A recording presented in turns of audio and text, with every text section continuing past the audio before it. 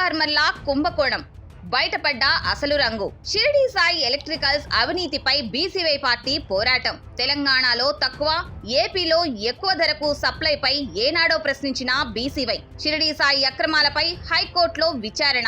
Shirdi Sai electricals ట్రాన్స్ఫార్మర్ల కొనుగోళ్లలో జరిగిన భారీ కుంభకోణంపై బీసీవై పార్టీ చేసిన పోరాటం ఇప్పుడు నిజమని తేలుతోంది.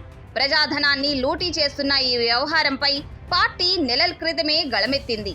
ఏపీలో ట్రాన్స్ఫార్మర్ల కొనుగోళ్లలో వేల కోట్ల అవినీతి జరుగుతుందని, నిబంధనలకు విరుద్ధంగా టెండర్లు కట్టబెట్టారని బీసీవై పార్టీ గతంలోనే ఆధారాలతో సహా బయటపెట్టింది.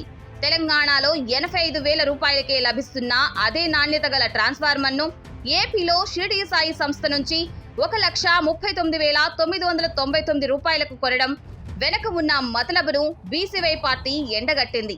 ఒక్కో ట్రాన్స్ఫార్మర్ పై సుమారు 55,000 రూపాయలు అదనంగా చెల్లించి ప్రజల సొమ్మును దోచిపెట్టారని విమర్శించింది. టెండర్ నిబంధనల ప్రకారం 5 స్టార్ రేటింగ్ ట్రాన్స్ఫార్మర్లను సరఫరా చేయాల్సి ఉండగా కేవలం 3 స్టార్ రేటింగ్ ఉన్న పరికరాలనే సరఫరా చేస్తున్నారని ఆనాడే బీసీవై పార్టీ చెప్పిన నిజాలు ఇప్పుడు చర్చనీయాంశమయ్యాయి.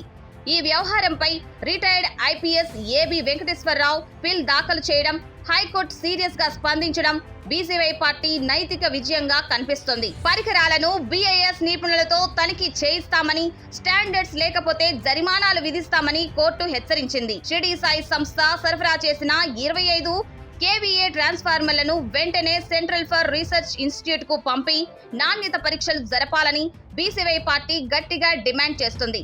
ప్రజల పక్షాన నిలబడి అక్రమాలను వెలికితీస్తున్న బీసీవై పార్టీ ఈ కుంభకోణంలో దోషులకు శిక్ష పడే వరకు విశ్రమించబోయేది లేదని స్పష్టం చేస్తుంది.